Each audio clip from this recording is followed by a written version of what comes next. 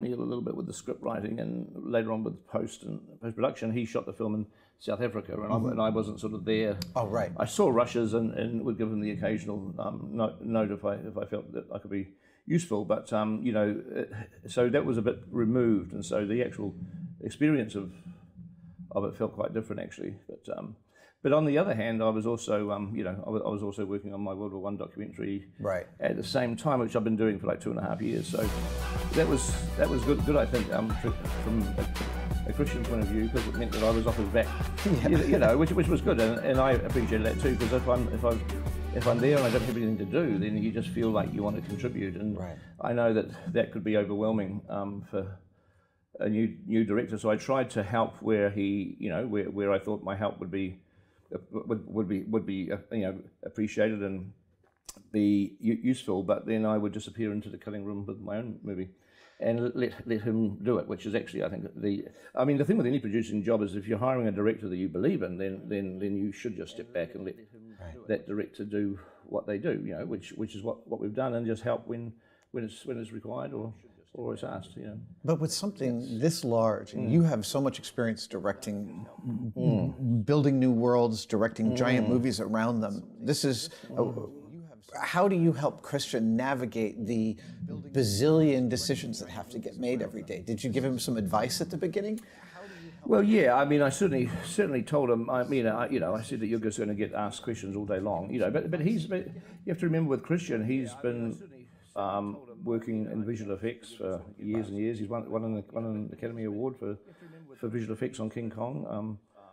Directing the animation on King Kong, and then he's done second unit directing. He did a lot of stuff on The Hobbit. He directed the second Hobbit movie. He's got the barrel ride down the river, which was pretty much all Christian shooting that. So, you know, in terms of the actual kind of the technicality and the size and having a big crew and having complex shots to do, I had no concerns at all. Amazing. The thing that I found really, I got to watch the first 24 minutes. Was how much the scale and the physics of the world felt grounded. I mean, as an engineer, that blew me away, because I was really like, how am I going to see a mile and a half long building and feel like it's real? That's exactly what we were grappling with. It's actually surprisingly difficult. I'm glad that you sort of, you know, you responded to it like that, because it is difficult. I found I didn't really expect it to be so, but it's difficult to show the scale of something when it's so huge. Yeah.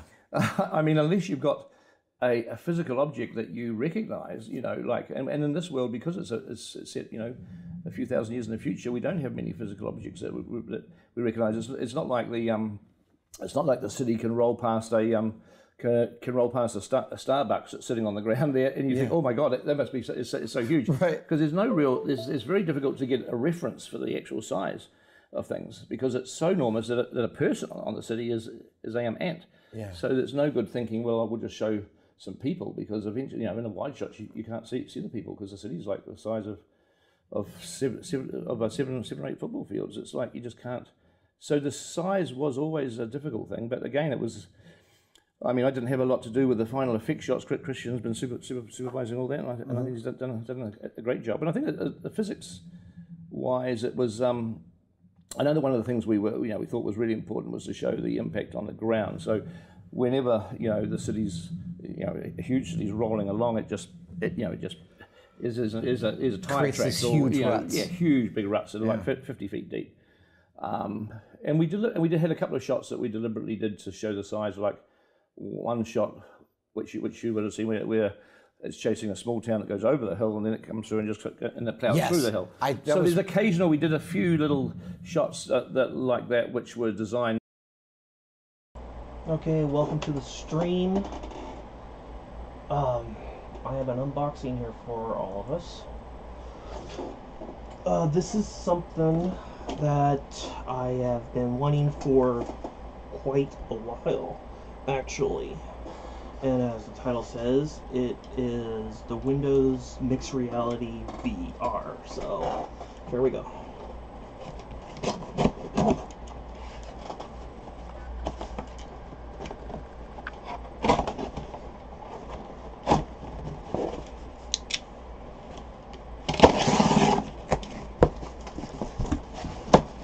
Okay. was expecting more packaging. Okay. Nice little carrying case that it came in. Alright. So here it is.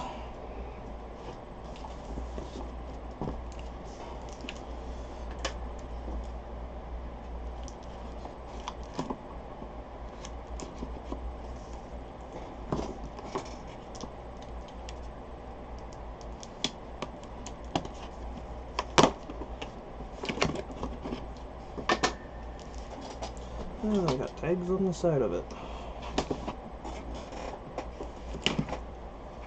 Alright.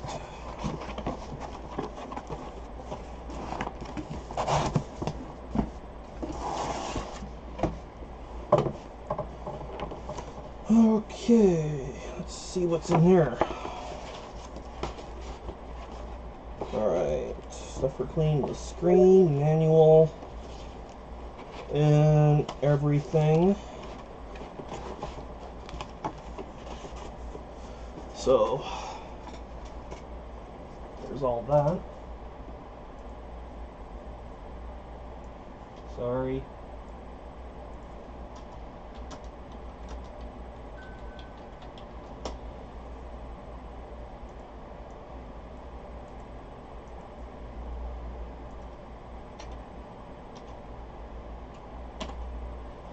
Okay. Let's start with the headset, huh? Whoa, okay. Nice. And as usual, they have to tape up absolutely everything in it.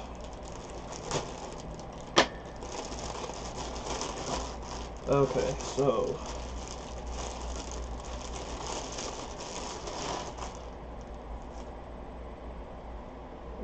the wiring. I was actually expecting a small little lead off the wiring, not this whole big roll attached to everything.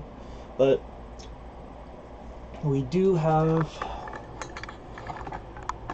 bring this right here where you can see it. So we have a USB port here. Looks like it's USB 3.0. We have an HDMI, and here is your audio jack. So if you have a headset with mic and everything built into it, like I do, I believe it's in my pocket here, I can use that. It'd be a little bit more comfortable probably using my iPod headphones. So yeah, here they are. So there's the mic. Okay, so I could probably use these with this. Those have actually pretty decent sound quality. Tensioner on the back of it. And I have glasses, so it'd be kind of interesting to see if I can actually wear them inside here. Looks big enough to where I actually can. So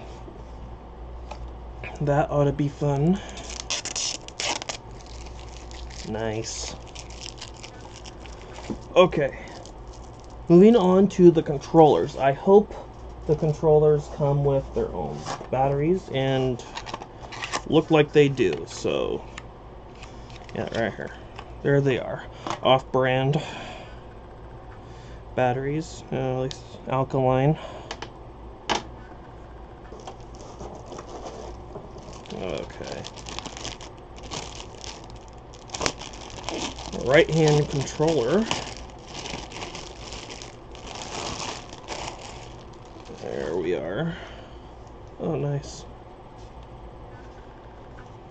Oh, I'm sorry, that's the left-hand controller. Not right, that's left-hand. I apologize. My fault. So, and I will be getting this thing hooked up and ready to go here. So there's a button there, trigger, has a joystick and a D-pad on it. So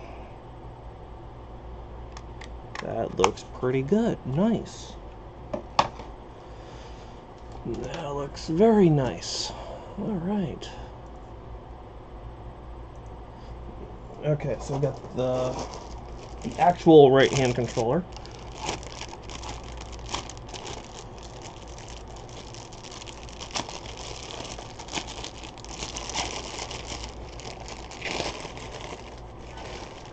Now, what's in that first packet that I pulled out? I don't see any software or anything, so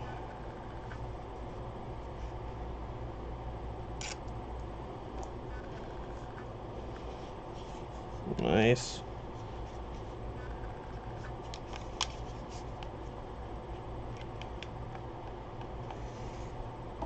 Can't wait to play Star Trek Bridge Crew with this. This is gonna be cool. Okay, let's look through all the stuff that it gives us. Here's the thing for clean off the lenses if needed. Okay, so we have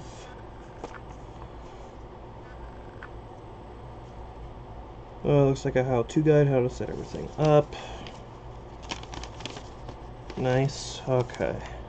I'm more worried about knowing if there's a CD that comes with all this. But here's the main manual, and CD's not in there. Alright. Yes, nice maintenance stuff. Okay. All that looks good. I'll put this back in.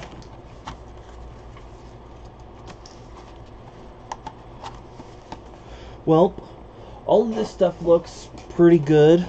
The headset and everything looks really nice and everything. Gonna have to adjust the cords here and whatnot for setup.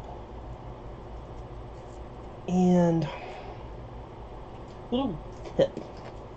These things are supposed to hold the wires down. You don't put them through the whole roll. Okay, they go on an individual wire, then you wrap up the wire, then wrap this thing around it. A lot of people don't get that. Alright, so we got one big long wire here, not very long. Just long enough to where you can stay within a certain square and everything. That'll allow you to walk through and everything. Okay. So, don't want to break this the first time I get it. Ah, there we go. But I'm gonna let you guys take a small break while I get this set up, and we'll be moving over onto my computer. And I got something for that's actually came with, yeah, you guys should know this. This comes with Windows 10. Okay, and I'll show you what that is here momentarily. Just bear with me, please.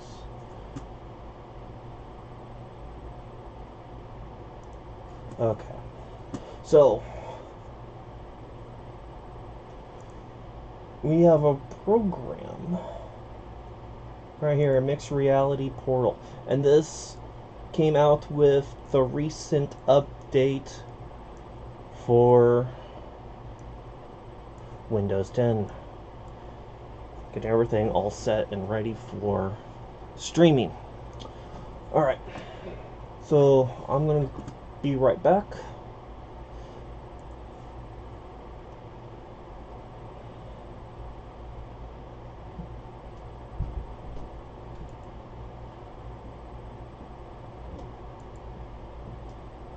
Now there's an easier way to keep your kids safer online with Messenger Kids. It's messaging and video chat built just for them that lets you decide when and how long they can use it, so they can enjoy being kids, online and off.